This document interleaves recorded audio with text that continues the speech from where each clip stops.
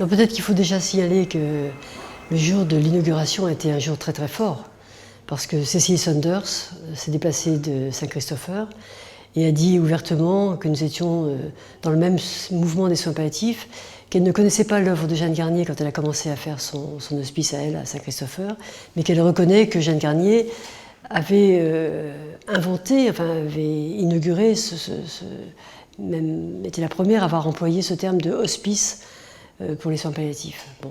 Mais Cecily Saunders ne parle pas de soins palliatifs, elle parle d'hospice pour des personnes atteintes de maladies graves et qui ne peuvent plus guérir.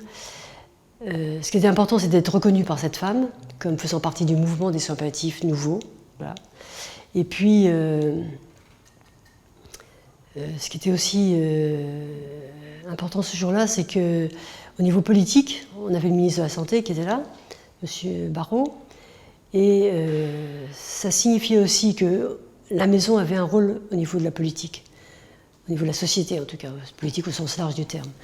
Et que désormais, comme elle était quand même une vitrine, il fallait tenir notre place en faisant notre rôle de soignant, en étant un pôle d'excellence, comme on doit l'être, hein, mais aussi qu'on aurait à répondre de ce que l'on fait, de nos convictions, de nos valeurs, dans un environnement qui n'était pas forcément toujours favorable aux soins palliatifs, et on pourrait dire parfois très hostile. Voilà.